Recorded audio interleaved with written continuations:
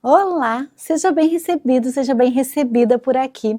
Esse aqui é o Domine Holding e Proteção de Patrimônio Família e Empresa, um programa semanal com aulas verticais para você que quer sair da advocacia comum e entrar na advocacia especialista de vez. Esse episódio de hoje aqui, ele é olhando para o projeto de reforma do Código Civil e o direito das sucessões. Como é que está o projeto? O que que muda? O que que a gente tem que prestar atenção? Por que que eu fiz essa aula aqui? Porque lá na rede vizinha a galera me pede quais são as aulas que elas querem assistir. E essa questão das sucessões e da reforma é uma questão bem significativa. Mas Simone, por quê? Muitos advogados querem se antecipar à mudança. O que que significa isso? Os advogados, eles querem saber o que que vai mudar para já ter em mente nos seus planejamentos de hoje o que que eles precisam tomar de providência. Para isso, gente, eu fiz um material para a gente, vamos lá, vamos dar uma olhadinha no material e vocês vão ter acesso a esse material aqui. Olha lá, reforma do Código Civil Brasileiro. O que que a gente tem aqui? Primeiro é importante saber que a gente teve uma comissão que implementou essas mudanças, ela foi criada em setembro de 2023 e quem conduziu na parte jurídica foi o ministro Luiz Felipe Salomão. A gente teve a aprovação desse projeto em abril de 2024 e a gente tem a tramitação desse projeto agora, ele recebeu o número 4 de 2025 no Senado Federal. Quais são as principais mudanças? Vamos comigo dando uma olhadinha aqui. Uma questão importante, olhem aqui para mim.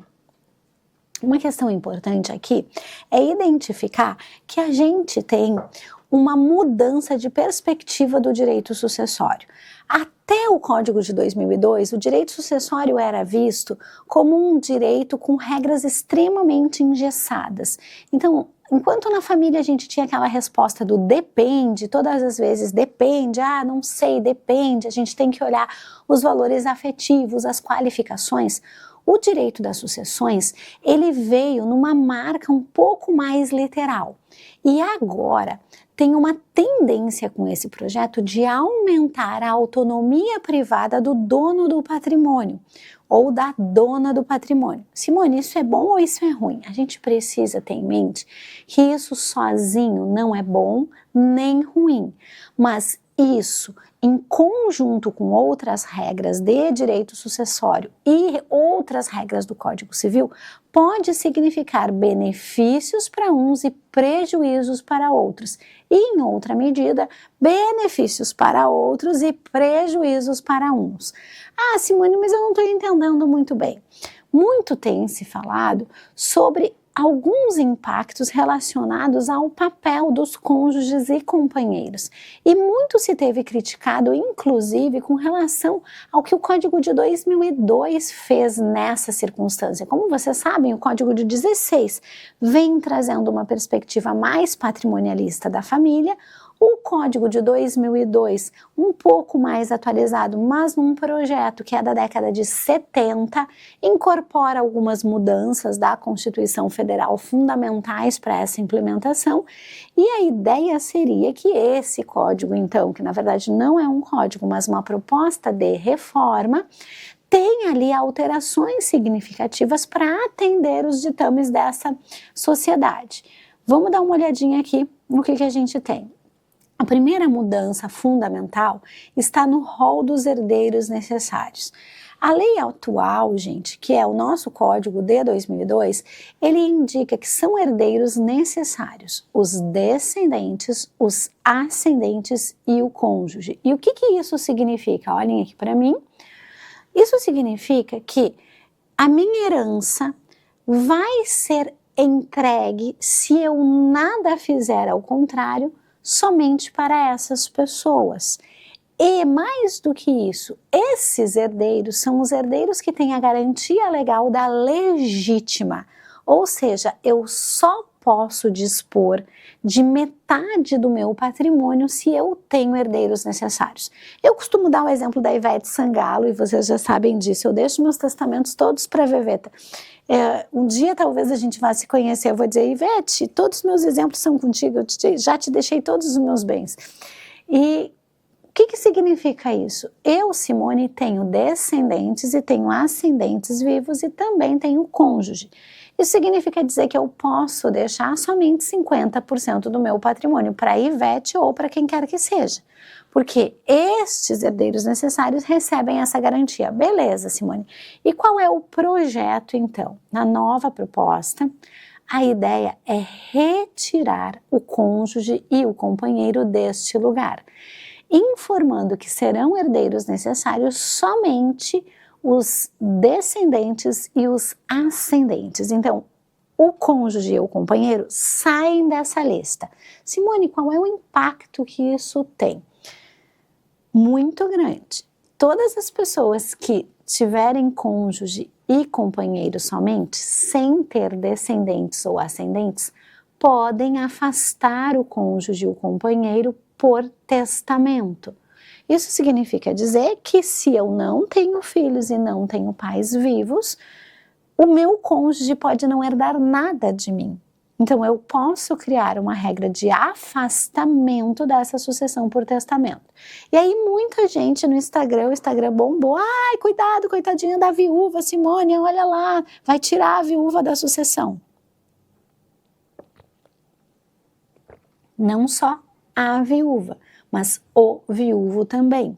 Então aqui, gente, é uma das questões que ela não é nem boa nem mal. O que a gente tem aqui são dois valores que estão por trás dessa normativa. Um valor é o valor de solidariedade familiar. Quando eu caso com alguém ou tenho uma união estável com alguém, eu tenho um valor de solidariedade familiar. Essa solidariedade familiar, ela se embasa na mútua assistência, ela se embasa em estar com trocas de responsabilidades e solidariedade neste lugar. Esse outro valor aqui é o valor de autonomia privada, é o valor de liberdade. Dentro do valor de liberdade, eu tenho condições de escolher o que eu quero fazer ao meu bel prazer. Nas regras do atual Código Civil, o valor de solidariedade com o cônjuge, ele tem mais peso do que o do código, da reforma do código que pretende vir. Então, quando eu disciplino o afastamento do cônjuge e do companheiro desse regime sucessório dos herdeiros necessários, o que eu estou dizendo? Número 1, ele perde a legítima. Então, fica afastado da legítima. Número 2, pode ser afastado por testamento. Então, eu posso entregar os meus bens para uma terceira pessoa qualquer, sem ter que deixar nada para o meu cônjuge ou para o meu companheiro. E número 3, estou dando mais valor para a autonomia privada do que para a solidariedade familiar neste núcleo de conjugalidade. Simone, isso é certo ou errado? Eu não tenho como fazer essa avaliação com vocês. Eu tenho a minha opinião sobre esse assunto. Qual é a minha opinião?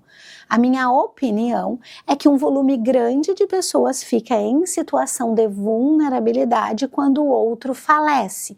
E em que pese eles tenham colocado aqui a permanência do direito real de habitação e até uma tentativa ali de resgate do usufruto relacionado aos bens, a gente não sabe se vai passar tudo ou se vão passar regras que são menores. Então, assim, talvez a retirada da legítima seja muito gravosa.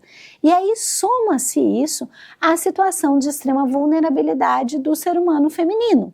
Ah, Simone, mas tu tá advogando uma tese absurda. Eu posso dizer a vocês que pelos dados da ONU, as mulheres recebem 30% menos de remuneração do que os homens. E há uma expectativa que vai se chegar nos próximos 30 anos a 20% de desigualdade e talvez, sei lá eu quantos anos se leve a ter uma igualdade plena. Então, é fato que o dinheiro feminino compra menos coisas do que o dinheiro masculino. Então, há sim uma tendência de que isso vai causar mais vulnerabilidade às pessoas que são do sexo feminino. Ah, Simone, mas tu é contra, tu é a favor, qual é o teu posicionamento? Vocês sabem que eu só tenho aqui a minha opinião. E opinião é diferente da ciência. Eu posso dizer para vocês que cientificamente a gente está aqui numa situação. Sim, essa reforma está preponderando a liberdade e a autonomia privada. Sim, essa reforma não está pensando nas vicissitudes dessa situação de desigualdade que é um contexto mundial e não brasileiro. Então, a gente tem cientificamente esses dois paradigmas, certo? Vamos continuar então no nosso assunto ali, identificando o que mais que a gente tem neste ambiente. Quais são as mudanças mais significativas nesse cenário? Olha lá, essa exclusão completa do cônjuge do rol dos herdeiros necessários também afirma que a gente pode ter o afastamento por testamento. E só quem vai ter legítima, então, são os descendentes e ascendentes. Agora, bora conversar sobre essa última fase. Eu tenho atendido alguns pares homoafetivos, e esses pares homoafetivos não é incomum que tenham brigado com os pais e mães por conta da sua condição pessoal. E essa circunstância, gente, gera um agravo familiar muito grande, porque os pais não aceitam a condição de liberdade dos filhos e por conta dessa não aceitação acabam colocando os filhos em situação de vulnerabilidade. Tipo, se tu quer, tu te vira, vai lá e vive a tua vida sozinho. E muitas vezes os adultos passam uma vida inteira sem ter nenhum tipo de relacionamento com esses pais. Essa ideia de manter os ascendentes como herdeiros necessários acaba prejudicando modelos de família que não atentam em favor daquilo que a maioria das pessoas costuma ter. Então, a gente tem pessoas que já são discriminadas por conta de uma condição e que acabam recebendo uma nova discriminação aqui. E aí é uma outra coisa para a gente pensar, será que efetivamente esse lugar é o lugar que a gente deseja na nossa sociedade? O de privilegiar quem virou as costas para um filho durante a vida inteira e deixar desprotegido aquele que levou a vida junto e construiu uma família em conjunto? Vejam que aqui eu estou falando de democracias contemporâneas. Se a gente for olhar a legislação do Canadá, a legislação democrática europeia, não essa nova discussão que a gente está tendo aí, né?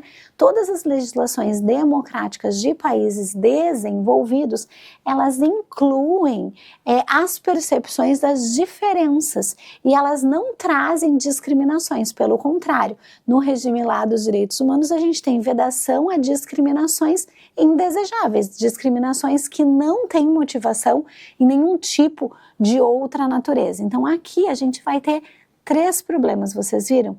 O primeiro é talvez gerar mais vulnerabilidade, o segundo é identificar que esse afastamento pode ser feito por testamento, então posso viver a vida inteira em ato final, lá faço um testamento para afastar, e um terceiro que é privilegiar um pai ou uma mãe que virou as costas para o filho justamente na hora que o filho mais precisava.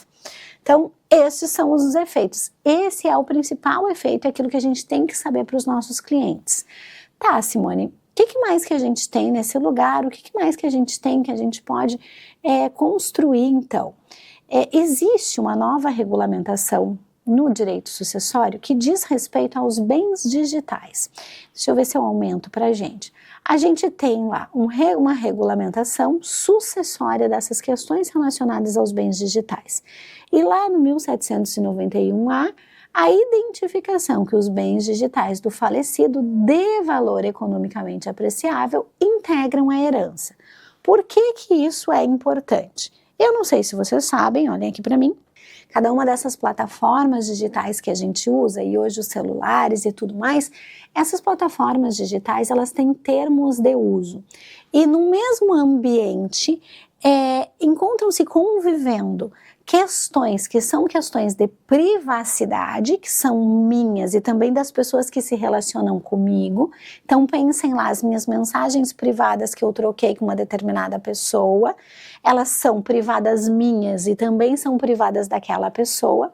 Existem questões que dizem respeito aos meus direitos de personalidade, como, por exemplo, o nome, a minha imagem retrato, que é a minha configuração física, a minha própria honra, que é aquela imagem subjetiva, né? A parte subjetiva desse direito a uma imagem intersubjetiva valorosa ou pelo menos não depreciativa.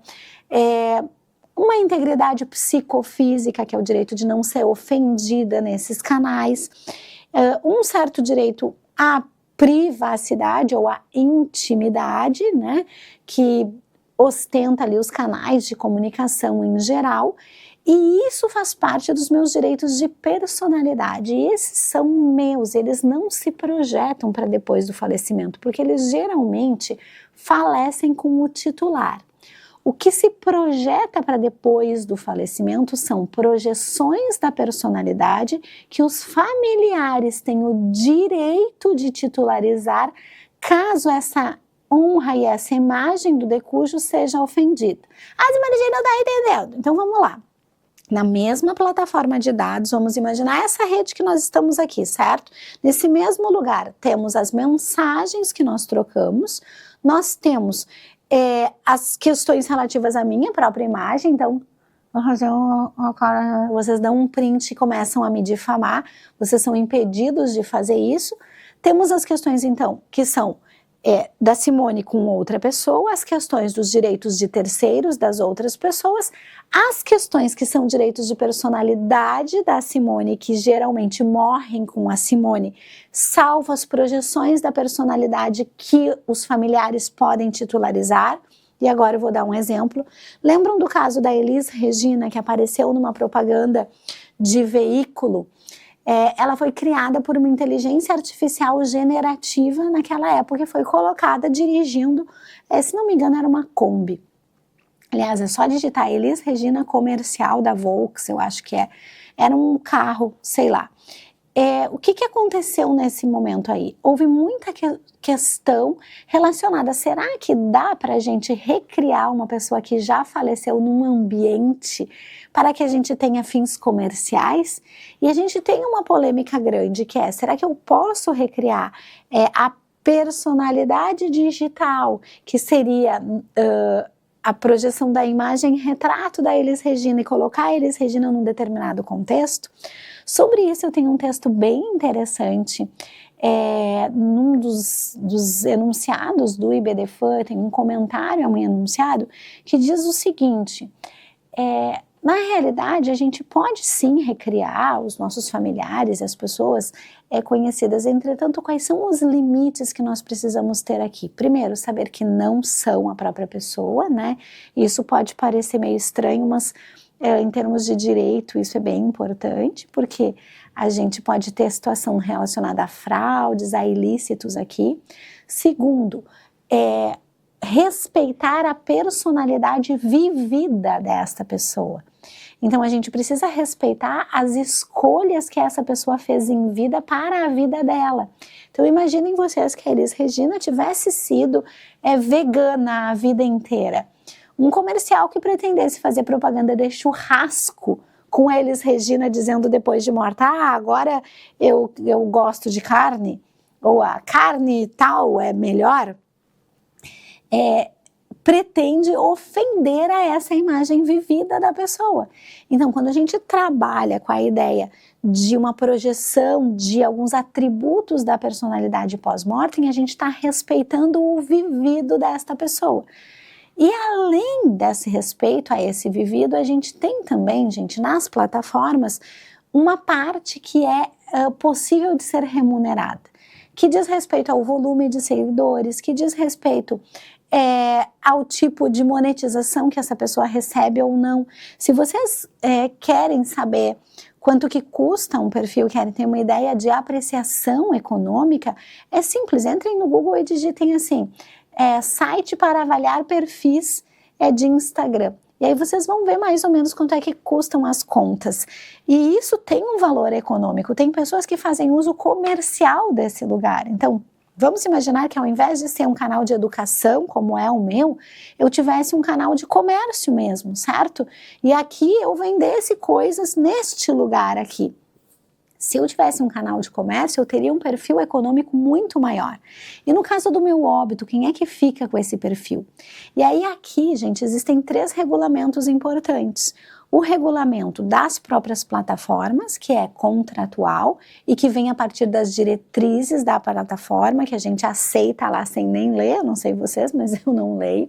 Um segundo regulamento, que é o da legislação civil, e um terceiro regulamento, que é primordial e que aí a gente vai olhando as adesões, por exemplo, aos direitos intelectuais que os profissionais e os países têm feito. Então, a gente tem um regulamento interno e a gente vai ter Marco Civil da Internet, chamei de direito civil, mas a gente tem toda uma inovação do direito digital nesse lugar e venham as críticas para isso, eu não vou entrar nesse sistema agora, certo? Saibam que tem muitas críticas, mas nós não vamos falar sobre elas, porque nós vamos olhar para o que é possível de ser olhado aqui com uma visão prospectiva, e a gente vai precisar resguardar essa ambiência a partir desses 3 elementos. Tá fazendo sentido para vocês? Então, a gente tem uma regulamentação dizendo que sim, o que tem valor econômico, o herdeiro herda. Então, meu filho vai receber o direito a acessar o benefício econômico dos meus perfis, se fossem perfis comerciais e não perfis educacionais. Tudo bem, Simone. E aí, o que é o patrimônio digital? Patrimônio digital, então, compreende-se o patrimônio ligado ao falecido lá, né? Senhas, dados de acesso, perfil em rede social, perfil em contas de arquivos digitais, pontuação em programas de recompensa. Olha aí a decisão das milhas aqui, que disseram que as milhas morrem junto com as pessoas, mas se milhas são dinheiro, se tem valor econômico, agora o código está deixando claro. Qualquer conteúdo de natureza econômica em ambiente virtual. E aí também vai se preservar, olha que coisa interessante.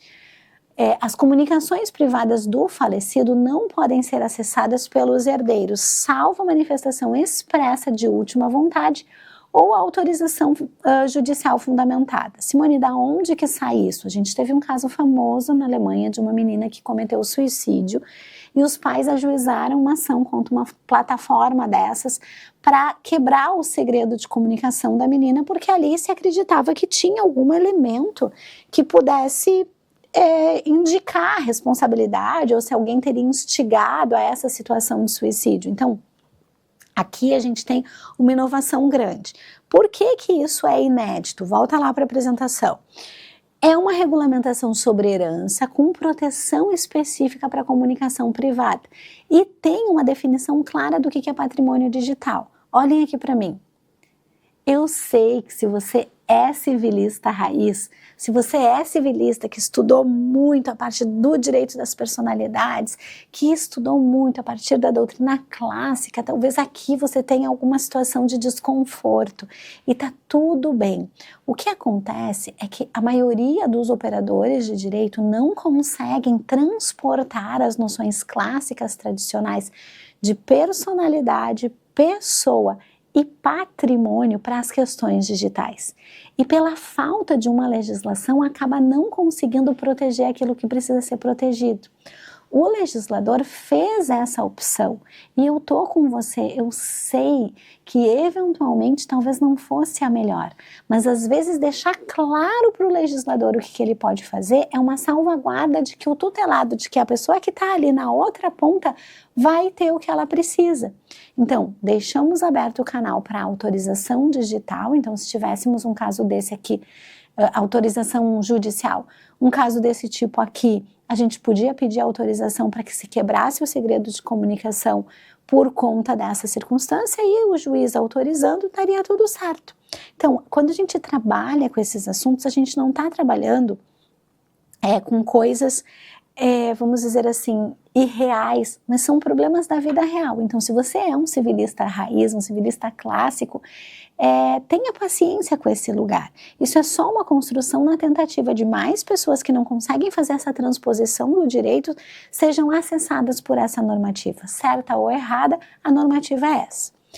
Agora a gente vai entrar num tema que também é uma polêmica, embora eu vou dizer para vocês que eu vi pouquíssimos processos sobre isso, que é a reprodução pós-mortem. A versão atual, gente, a gente tem legitimação sucessória para as pessoas que já foram concebidas no momento da sucessão. Então, a nova legislação, a proposta de reforma, ela vai autorizar a herança para filhos gerados por técnica de reprodução assistida pós-mortem. E olha só que interessante, coloca um prazo específico para isso acontecer, 5 anos após o nascimento e tem uma exigência de autorização expressa do falecido. Então, eu tenho a inclusão desses filhos, mas eu tenho um limite e exijo expressa autorização. Simone, por que isso é polêmico? Olha aqui para mim. Tô eu casada com o Rodrigo, tá tudo certo, etc e tal, e aí nós congelamos alguns embriões, ou enfim, temos material genético para fazer a fecundação, certo? E aí, eu tô vendo que o Rodrigo tá muito doente, etc e tal, ou então tô atenta, o Rodrigo já tem uma filha. E o que eu faço?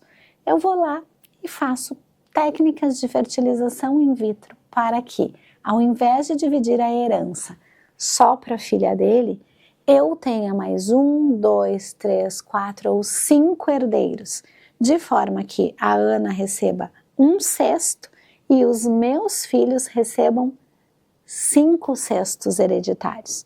Então, exigir essa autorização expressa é dar segurança para as pessoas que existem.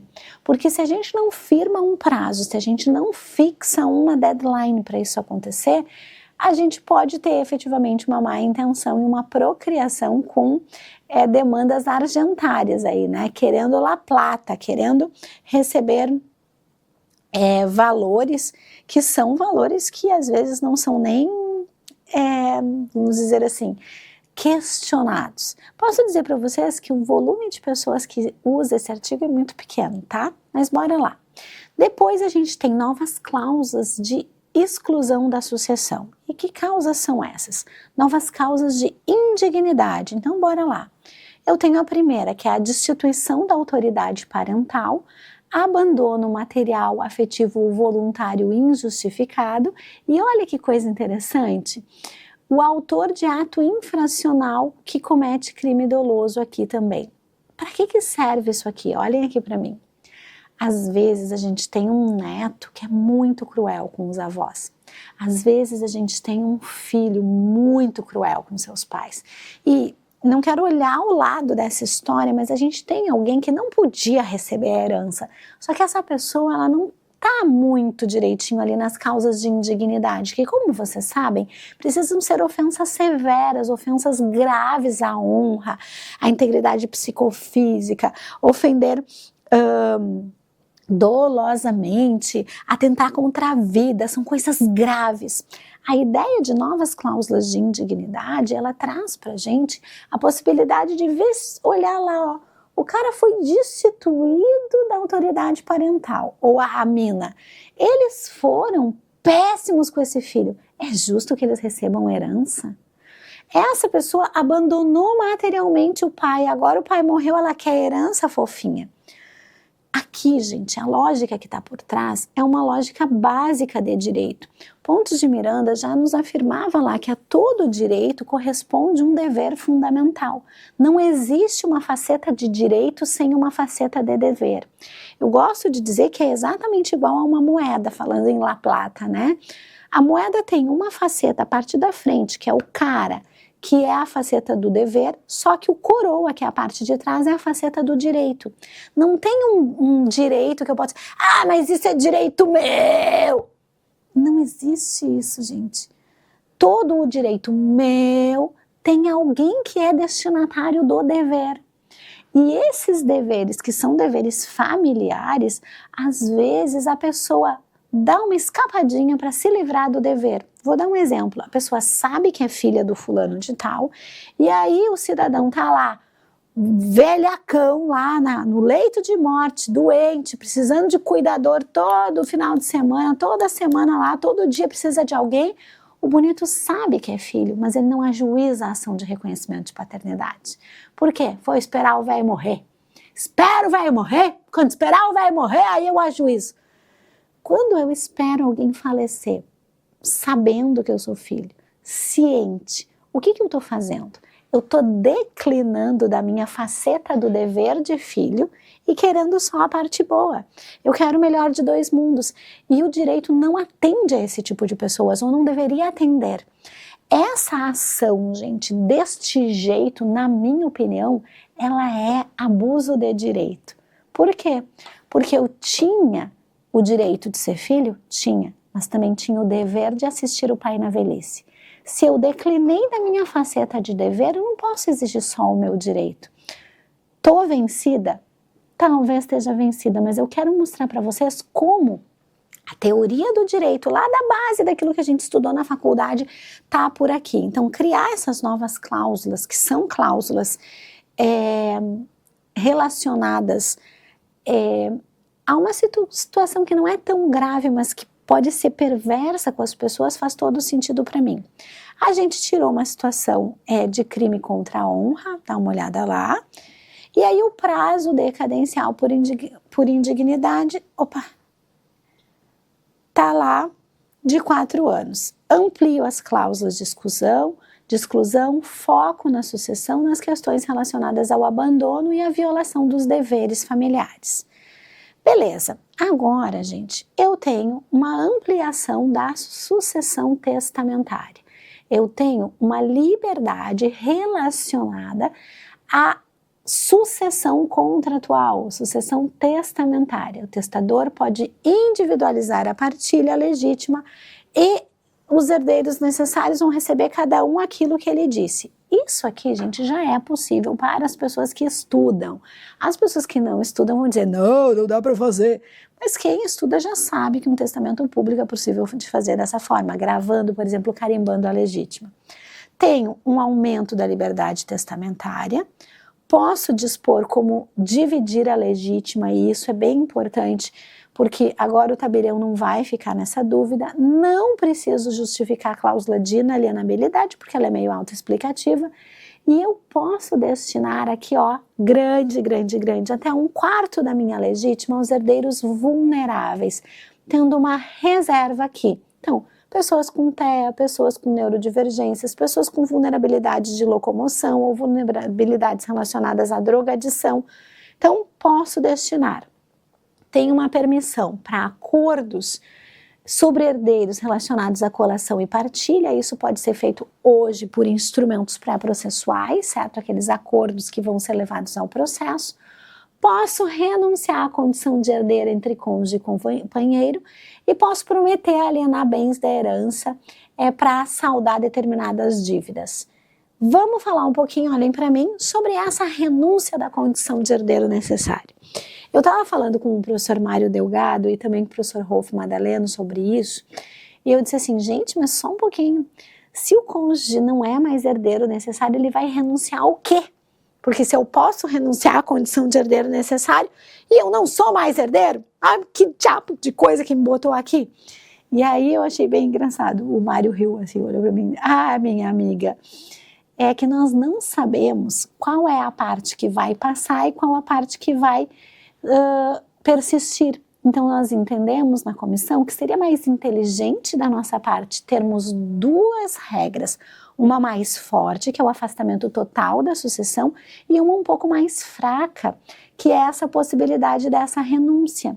Então, não pense isso como um sistema completo, mas pense que esse projeto vai ao Senado e vai sofrer emendas, vai sofrer remendos, e é importante para a gente que a gente tenha estratégias, inclusive, para manter o direito do cônjuge do companheiro, se for necessário. E aí eu, ingênua aqui, que não sabia como é que funcionava um processo legislativo, tive que dar o braço a torcer, né? Tem toda a razão o Mário. Tá bem, vamos lá. O prazo de prescrição geral, gente, vai ser reduzido no PL para 5 anos. Então, ao invés de ter 10 anos para todos os fins, agora a gente tem uma redução para 5 anos. E aí a gente tem aqui algumas análises que são críticas a essa mudança. Quais são os argumentos favoráveis, né? Eu tenho uma simplificação das regras sucessórias, eu tenho uma eliminação dos cálculos complexos relacionados aos regimes de bens, porque hoje fica complexo, praticamente vou dizer assim, um xadrez para a gente saber como é que herda, até é difícil. Um alinhamento com a decisão do STF da situação da união estável e moderniza o direito sucessório. Quais são os argumentos contrários?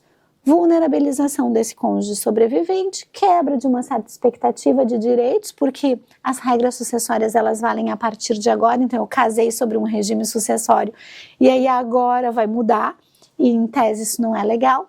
Potencial de impacto desproporcional sobre as mulheres, que são uma camada vulnerável da população em termos financeiros, redução patrimonial do núcleo familiar. Quais são as compensações previstas dessa exclusão do cônjuge? O direito real de habitação é ampliado, um usufruto legal para o cônjuge que for vulnerável, inclusive idosos, a manutenção do direito à ameação, isso é óbvio, né? A manutenção à ameação é Instituto de Direito de Família, possibilidade de alimentos compensatórios. E aí a gente tem uma inovação tecnológica ali relacionada aos bens digitais, tá bem? Deixa eu só dar uma olhadinha aqui se a gente tem alguma questão a mais. Fiz um resuminho aqui pra gente, então eu vou deixar com vocês, deem uma olhadinha aí no meu resumo. Quem tiver interesse nesse material aqui, já sabe que é só baixar o material. E aí vocês devem estar me perguntando aqui, olha aqui para mim, Simone, será que já é o momento de começar a estudar isso? Eu não sei que ponto que eu estou na minha advocacia. Se você está perdido e não sabe que ponto que você está na sua advocacia, gente, eu tenho que dizer assim, ó, de verdade, para 2 horas da tua vida e reflete efetivamente onde que você quer chegar e quais são as mudanças que você gostaria de ver na sua advocacia que ainda não estão sendo implementadas. Não adianta chegar lá no final e dizer, mas Simone, eu não sabia, etc e tal. A minha ideia é que você tenha um mapa precioso dos próximos passos. E se eu estou trazendo essa aula sobre reforma, é para que você já possa antecipar essas mudanças. Só que assim, se você está perdido na advocacia, não vai adiantar estudar perdido, entende? Para que você perca essa sensação, para que você elimine essa sensação de estar perdido, eu montei uma ferramenta de diagnóstico, vocês já me viram falar sobre isso, eu estou falando muito, porque a gente está aplicando com muitos colegas e muitos colegas já estão conseguindo mudanças muito significativas só de saber qual é a área que está ruim. Então assim, por enquanto, esse diagnóstico com a minha equipe, ele é um diagnóstico que está gratuito, é só se inscrever quando você for baixar o material, acho que vai ter essa pergunta, a agenda está bem restrita para isso acontecer, mas é uma oportunidade. Agora, se você já sabe o que fazer, já sabe o que é, pode ir sozinho sem problema nenhum, a gente se encontra na próxima aula.